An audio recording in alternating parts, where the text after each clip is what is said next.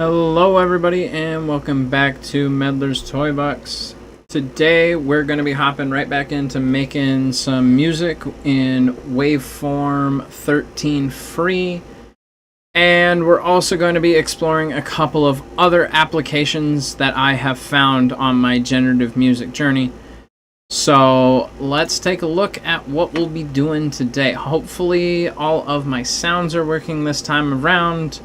Last stream, all of my sounds were all mishmash, wish-wash, and hopefully everything's nice and fixed so we can actually enjoy all of the stuff we're going to be seeing. So, let's take a look at what I've been working on in Waveform. So, what we're going to be taking a look at is my generative third iteration model. So I do have, what I showed in my first stream was Generation 1. Generation 2 was, in light terms, a failure and is a crashing spaghetti mess. But I think I have finally found something that works relatively consistently. I'm still working out a couple of kinks, and we'll discuss those as we go along. So, in this rack, a bunch of different things are happening, and I'll explain each part as we go through and we build our sound for the day. So, first thing that has kind of carried over through the generative process from last time is we're going to be having a sequencer, this time transition, as the driver for the entire rack. It is going to take its time marching their little soldiers around in different patterns. So these soldiers will do certain things. So when any of them collides with this, they will randomly shoot off in another direction. When they collide with each other, they will shoot off in pretty much the opposite directions they were going, except for a couple of parameters. And one of the random ways that they can eject from this is diagonally, which gets into some funky messes. So this will start to randomize. Second thing that's happening inside here is I have the outputs for the individual walls outputting to different channels, 13 through 16. And we're doing that for a very specific reason, because not only are we having this control the main key of the sound that we're playing, starting in an F major pentatonic, and lacing that throughout our other sequencers and instruments, we're also going to be using some CC MIDI control. Basically, when this strikes a particular note, it's going to give a signal to another program to do a certain thing. And that's going to be in two different ways. So one thing we've seen before is key control for Harmony Bloom by Mario Nieto. So what this is going to be taking is all of the note data from transition, and it's going to be translating it into a keyboard and deciding the minimum note that Harmony Bloom can play, as I've set the maximum note to be the maximum note in the range that I want for the instruments that it's going to be playing.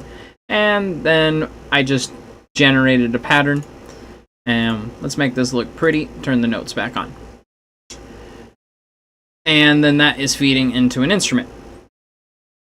At the same time, that MIDI signal from transition is feeding into Stochas. So Stochas is our secondary driver for our main rack of instruments, as we are splitting it into 4 different channels, represented by Stochas' 4 separate layers. And then we see that layer 1 is set to channel 1, layer 2 is set to channel 2. The real magic kind of happens when we start interacting with those channel settings that I made in transition. If we go over here to patch options in Stochas, we can see in the options menu there is MIDI mapping, where we can have an action happen to a certain target and set it to a certain value if we get these rules. So these might look a little familiar. These are the rules that we're using inside transition on the different channels. So it won't always do this rule whenever it hears this note, but it will do this rule when it hears this note on this specific channel. That way we can control how notes are being played, and we aren't constantly changing it in such a random way that it sounds like absolute garbage. And then we have a reset loop down here. channel 13 D3. Alright, so with all of those set, basically what I have essentially taken Stochast to is I have 8 patterns per layer. So I can set up these MIDI controls to not only take it to different patterns, random patterns, but also next, previous, so I can cycle through a bunch of different things. Make sure that it touches the thing, good. And what I've essentially done is just line up different patterns of chords on top of different sounds. And for the fill-in sounds, I have given the chance of it being off to be high, so we're not getting a cloud up of sounds. And I've also found a way to randomize a drum beat pattern. And this is really cool. So I've just put in a regular step beat, you know, boom, tss, boom, tss, boom, tss, with that classic hi-hat in the background with a little bit of shaker. And we'll go over all of those sounds in a little bit. But basically, what I have this on is the probabilities of these are kind of high for a bass pattern, but they're not guaranteed. And I've also set Stochast to only be able to choose one note in their columns. So it's never going to play the actual drum pattern that's programmed into it. It's always going to play a variation of this drum pattern over time. And we also have a second drum pattern that's a little bit wishy-washy. Experimental is actually the word for my second drum pattern. So with all of those set up, these different layers are feeding into the different channels, which we've lined up with some nice instruments.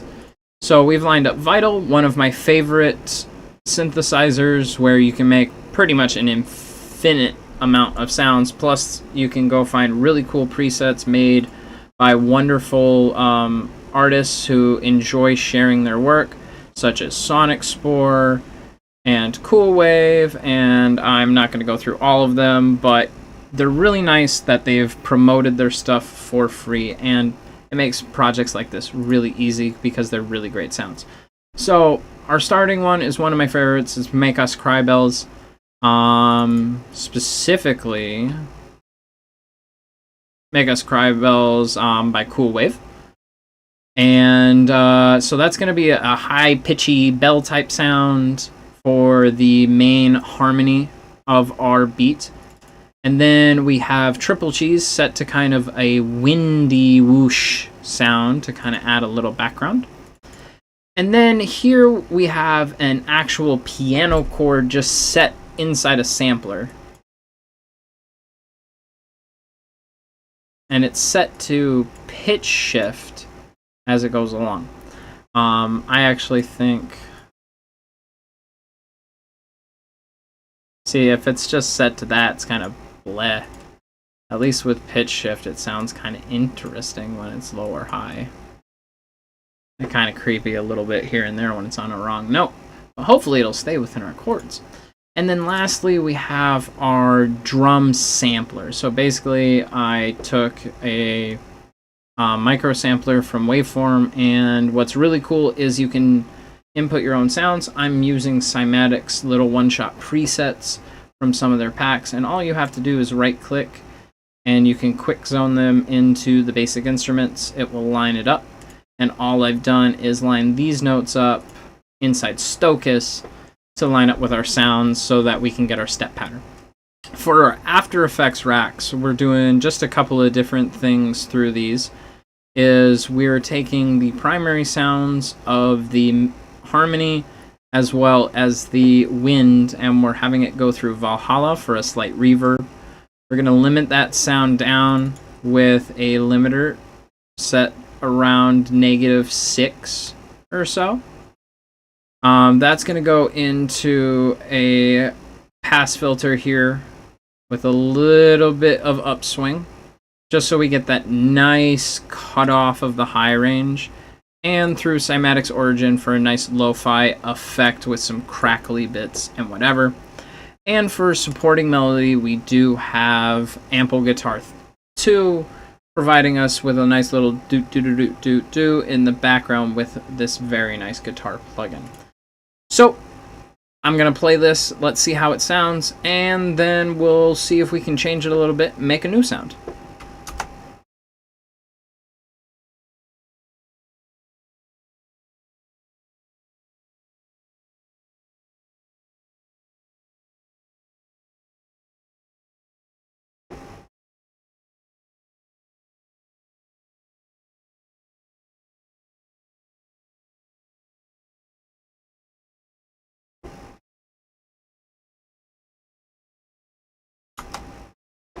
Alright, so that sounds pretty good, pretty tranquil, kind of what I was really wanting to go for with my generative project. And the only thing that's still broken about this generation, and the one big problem to solve, is keeping it truly random.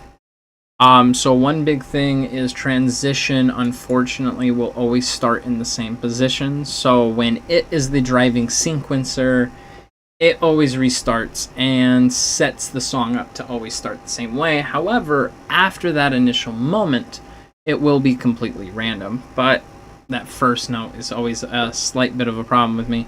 I can set the probabilities up a little differently in here with the wall chances of sending out signals and things like that. I can also set up complete presets of chaos, where all of these little soldiers are doing a billion different things, and it doesn't matter that the first note is the same every time. Just because every single song starts with a C doesn't mean any of the rest is going to matter, because it's different. But that's all about getting through this theory and going through the different steps. So let's go ahead and change a couple of the sounds and see what else we can get. So I want to stay within similar because I want to keep that kind of vibe. So let's go and find some keys. And let's see here. Let's test this out again. Let's see.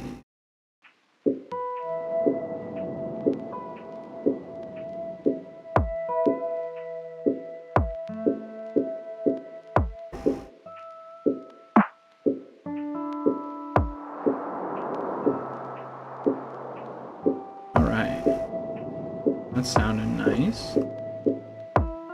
Oh, I'm so sorry. I just saw that people can't hear the music. Hopefully it's unmuted now. I'm really bad at this. Oh, isn't it great? Alright, so let's change things up. Let's go to all.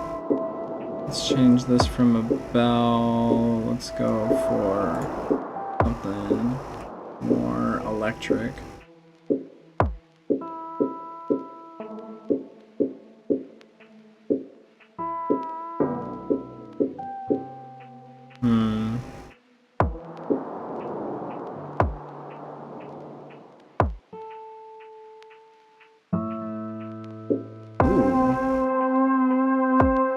A little powerful. Let's see. Lost my key.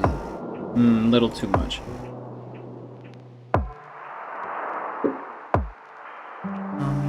System fail.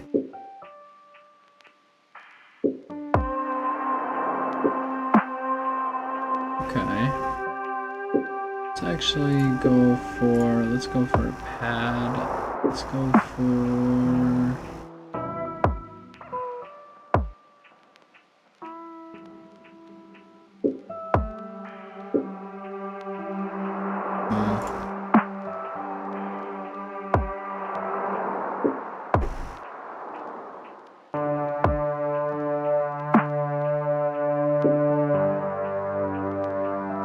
Okay, let's actually start with that. Let's make it a bit softer.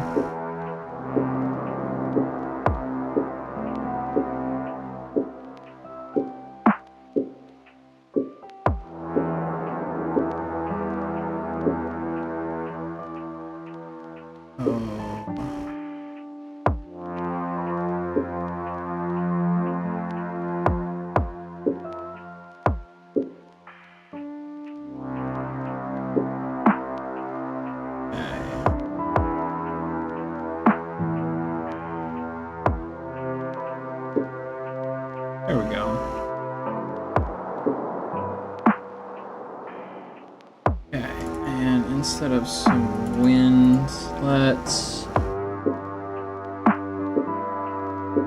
see what rain goes with. And I don't really like this anymore.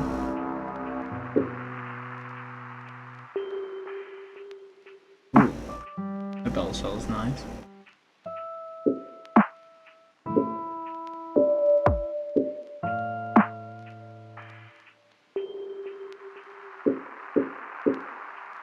Okay, let's give this a little more reverb.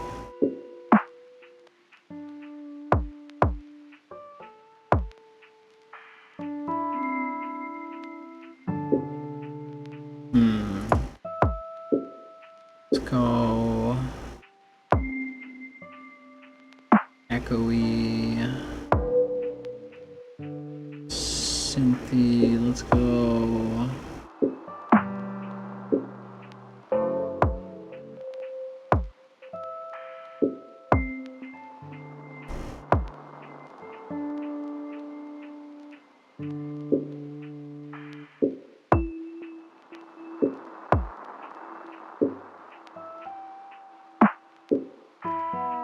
not bad.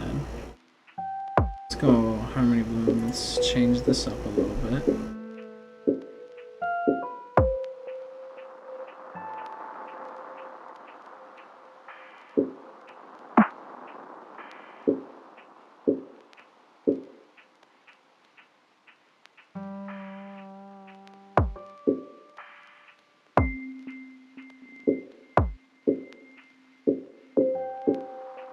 Ooh, yeah. So you give it a little more strength.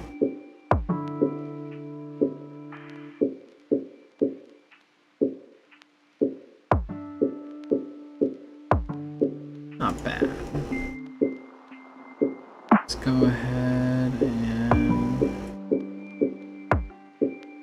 change the cutoff, bring the curve down a little bit.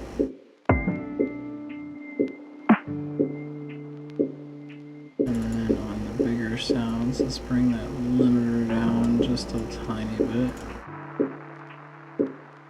I know we want to stick with lo-fi, but let's go for a rusty radio.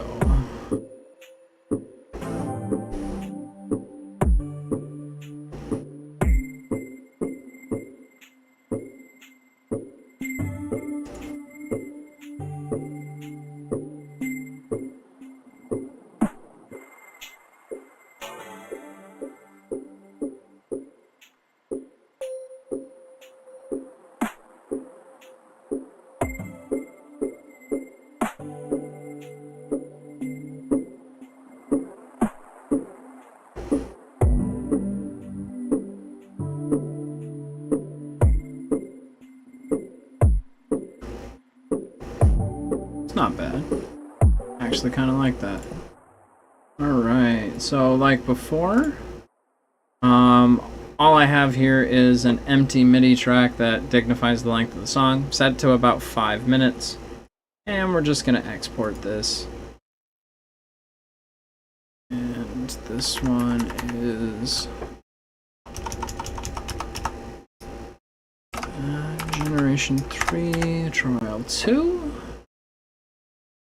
And let's get that saved up. Alright, so while that is starting to render, we're actually not going to be using these particular sound files from this generation just yet, as I still need to build the playlist for it. We're actually going to be exploring a different application that has inspired a lot of the process for this particular style of generation of the mathematical switching of different sequencers, and that's taking a look at Generative FM by Alex Bainter. One of my favorite little things I've found on my journey. It is a free to use little thing. You can sign in or you don't have to, totally up to you. You can donate if you'd like to support him directly. Also, what's really great and what we're going to be using today... Oh, we just got a clear tone. Sounds like Waveform 13 just got done. But what's great is these are generative music boxes or generative radio stations, and they're all hand-built and programmed by Alex Bainter. Let's see if I can go to the About here. Alex Bainter, he wrote the source code for Generative FM Play. Credit to everyone who makes this possible. What's really great is that it's computer-generated music that is free to use, so you guys can record what all of these things are doing, use them as samples, use them as background music like we're going to do today. Credit to Alex Bainter for everything. And also, I have actually learned how to make some of these, and hopefully in the future I can make my own form of generative radio so that we can have seamless musical experiences while we're enjoying our games. So for today, we are going to just have the main trending list kind of going in the background as we go along, but let's get us all set up for some Minecraft, and I'm gonna put you guys on just a brief hold, and we'll be back when everything's all set up.